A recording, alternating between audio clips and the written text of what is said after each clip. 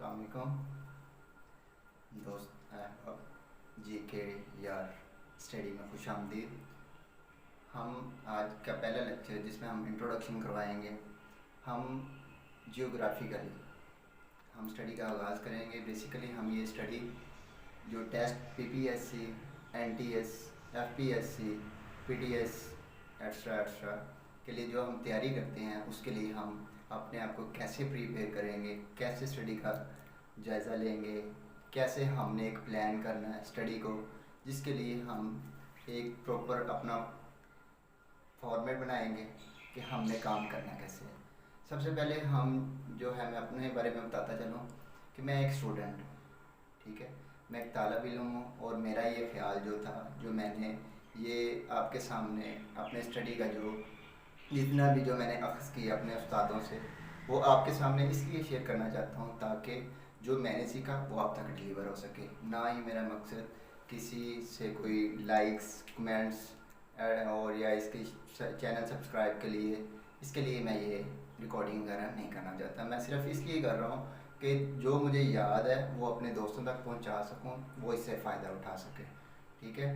और ये जो है, मैंने अपने बहुत से उस्ताद से ये सीखा, काफ़ी टाइम लगा, लेकिन मुझे जब महसूस हुआ कि अगर मैं किसी के साथ इसको शेयर करूँगा तो इससे मेरे इल्म में और मज़ीद इजाफ़ा होगा। और तकरीबन मैं काफ़ी देर से इससे जब अनटच हुआ तो मुझे महसूस होना शुरू हो गया कि शायद कि ये जो चीज़ें हैं जो मैंने याद की हुई थी वो मुझे भूलना शुरू हो गई। इसलिए मैंने एक प्लान किया कि मैं क्यों ना इसको एक लेक्चर के तौर पर आप तक पहुंचाऊं, जिससे मेरा भी जो नॉलेज है वो दोबारा से एक वाश हो सके, रिफ़्रेश हो सके, मेमोरी ताज़ा हो सके और मैं दोबारा इस काबिल हो सकूं कि जो मुझे याद था, जो भूल गया हूं, वो दोबारा से उसके लिए तैयार करूं। क्योंकि जब मैंने आपको ये बताने के लिए, समझाने के लिए, पढ़ाने के लिए आपके पास ये लेक्चर जब डिलीवर करना है तो डेफिनेटली मुझे तैयारी करके आना पड़ेगी। लिहाजा हम स्टार्ट करते हैं आज। जैसा कि पाकिस्तान से, पाकिस्तान का ये जियोग्राफिकली जब हम ये देखेंगे तो ये नक्शा है। जब भी आपने पेपर में कोई भी पेपर हो, आपने एक 2 लाइंस मैप लाजमी ड्रा कर लेना है, जिसमें आपने देखना है, लिखना है कि सबसे ऊपर हेड साइड पर आपने नॉर्थ लिखना है, एन नॉर्थ, ठीक है। बॉटम साइड पे आपने साउथ लिखना है, जिस हिसाब से आप लिखते हैं उस साइड पे लिखना है ईस्ट, और दूसरी साइड पे वेस्ट। ये चीज़ क्या है कि हमने ये नहीं देखना कि हम देखना शुरू हो जाएंगे ईस्ट किधर है, वेस्ट किधर है और नॉर्थ किधर, ऐसे नहीं। हमने पेपर के हिसाब से जो हमने जियोग्राफिकली देखना है, जो हमने जिसको एक्सप्लेन करना चाहते हैं, जिसको हम डिफ़ाइन करना चाहते हैं, वो हमने इसके हिसाब से देखना है, ना कि साइडें देखनी है कि सूरज किस तरफ से निकलता है, ग्रुप किस तरफ से होता है। हमने एक पेपर के ऊपर जो ड्रा करना है उसके हिसाब से हमने करना है। सबसे पहले हम चलते हैं पाकिस्तान के बाउंड्रीज़ की तरफ। जैसा कि ये देखें, ये है ड्यूरन लाइन, ठीक है, ये है ड्यूरन लाइन। ये जो है ये किसके साथ ये बॉर्डर लगता है? अफ़गानिस्तान के साथ।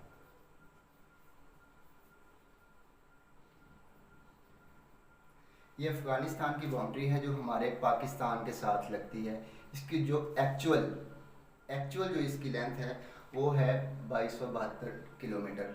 मैं एक सादा अल्फाज में जो भी बात करूँगा, सादा अल्फाज में करूँगा ताकि हर कोई इसको अंडरस्टैंड कर सके, समझ सके और उसको समझने में किसी किस्म की कोई दुश्वारी ना हो।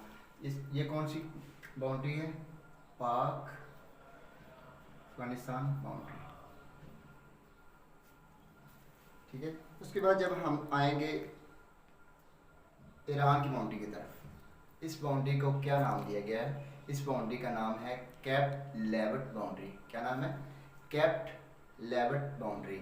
इसकी लेंथ कितनी है? 909 किलोमीटर, 909 किलोमीटर।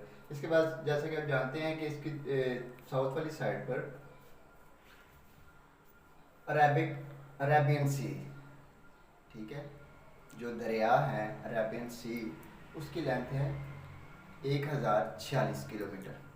उसके बाद जब हम देखेंगे इंडिया के साथ कौन सी बाउंड्री लगती है, ठीक है, हमारे मशरक़ की जानब, ईस्ट की जानब क्या है? इंडिया है, ठीक है। इसको नाम दिया गया है रेड क्लिफ लाइन, जिसको हमने पढ़ा है पहले से, मैट्रिक से, इससे पहले मिडल में भी हमने इस बाउंड्रीज़ को पढ़ चुके हैं, प्राइमरी में भी। लेकिन ये क्या है कि जब हम याद नहीं रखेंगे कोई भी चीज़ है वो भूल जाती है। इसको क्या नाम देते हैं? रेड क्लिफ लाइन, ओ लाइन। ठीक है। इसकी इसकी जो लेंथ है, इसका जो बॉर्डर लगता है पाकिस्तान के साथ, वो है 1862 किलोमीटर।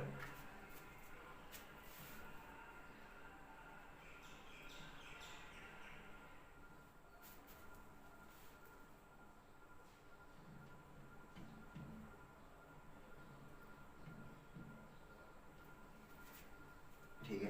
उसके बाद जब हम देखेंगे कि अगला जो एरिया है जो कश्मीर का आता है, जो हमारे नॉर्दर्न एरियाज़ के साथ है, नॉर्दर्न एरिया में ही आता है, उसके एक तो है ओकोपाइड कश्मीर जो इंडिया के पास चला गया।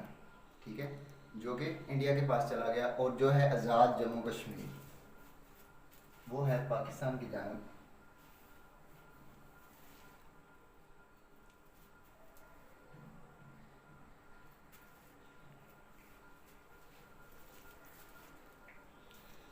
ठीक है, ये है 750 किलोमीटर। ये जो आज़ाद कश्मीर और इसके जम्मू कश्मीर के दरमियान ऑक्युपाइड कश्मीर।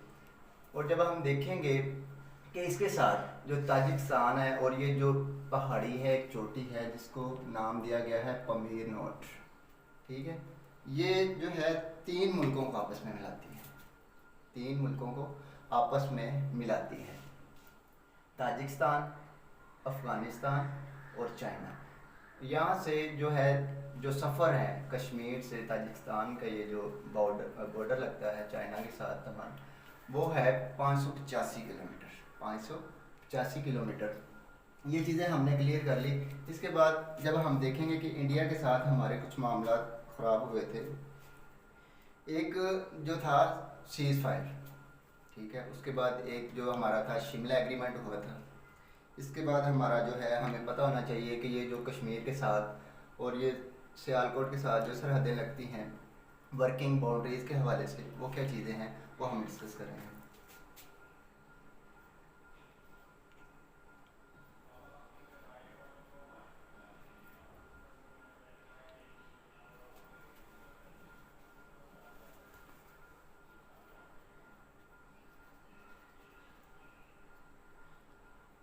ये पहले मैंने लिखा है POW। POW क्या है? ये है प्राइजनर ऑफ वार। प्राइजनर ऑफ वार, ये सेकंड वर्ल्ड वॉर के बाद जो सबसे ज़्यादा मिलिट्री फोर्स जो थी, जो जिन्होंने अपने आप को दूसरी इंडिया के, जब हमारी जंग हो रही थी, जब उनके सामने हमने हथियार डाल दिए थे, उसको नाम दिया गया है प्राइजनर ऑफ वार। जिसमें कितने लोग थे, जितने फौजी थे वो थे 93,000 फौजी जो थे जिन्होंने हथियार डाल दिए थे।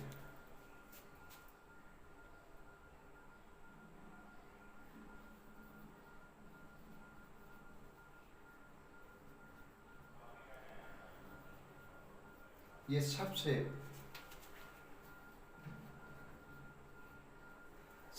बड़ा सरेंडर था मिलिट्री का,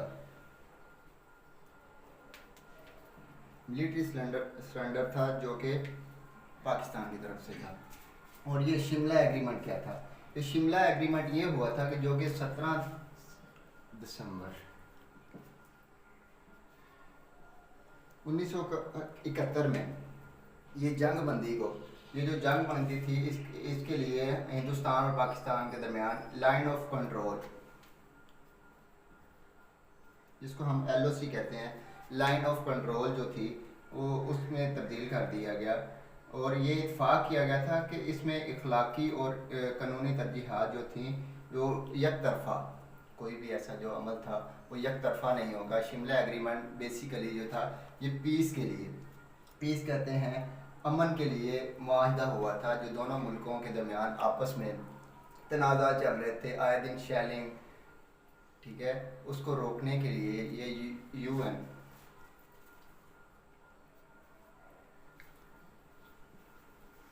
यूनाइटेड नेशनल सिक्योरिटी काउंसिल ने जो था इनके दरमियान मुआहदा करवाया था 1949 में।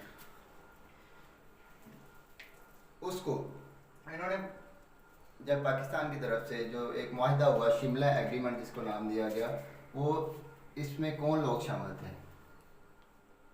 इंडिया की तरफ से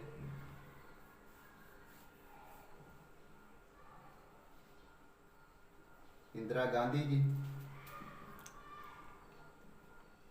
और पाकिस्तान की तरफ से जुल्फ़िकार अली भुट्टो।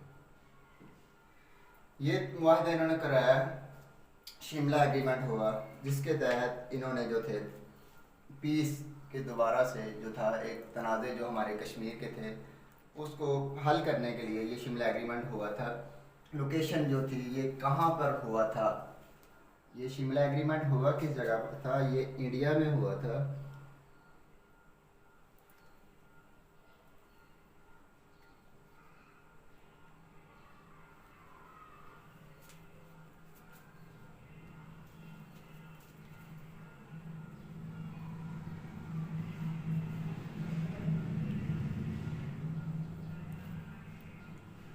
राजभवन एक जगह है, उस जगह पर राजभवन जगह पर ये एग्रीमेंट हुआ था। ये पाकिस्तान की तरफ से थे जुल्फ़िकार अली भुट्टो, इंडिया की तरफ से इंदिरा गांधी जो थे उन्होंने ये मुआहदा करवाया था, शिमला एग्रीमेंट। एलओसी आपको पता चल गया, एलओसी लाइन ऑफ कंट्रोल।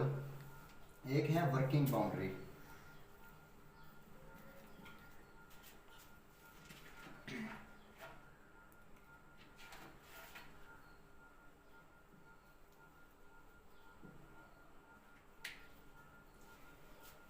ये वर्किंग बाउंड्री क्या है? ये वर्किंग बाउंड्री वो जगह है जहाँ पर एक साइड पर ऑक्यूपाइड कश्मीर है इंडिया की तरफ से, और दूसरी साइड पर जो है सियालकोट। दूसरी साइड पर पंजाब का जो हमारा सियालकोट है वो है, ये है वर्किंग बाउंड्री। ये वर्किंग बाउंड्री जो है इसकी लेंथ कितनी है? ये है 202 किलोमीटर। 202 किलोमीटर। यहाँ पर जब सियालकोट के जो पास बॉर्डर के साथ हैं वो अक्सर उनको ये शैलिंग देखने का मौका मिलता है, या इंडिया की तरफ से काफ़ी दफ़ा उन्होंने शैलिंग की नज़र आता है। ये है, इसको क्या कहते हैं? वर्किंग बाउंड्री, जो सियालकोट के साथ है। ये 202 किलोमीटर है। और इसके साथ हम ये इसको मज़ीद आगे पढ़ेंगे नेक्स्ट जो कल हमारा लेक्चर होगा। एक चीज़ रहेगी जो 1971 में सीज़ फायर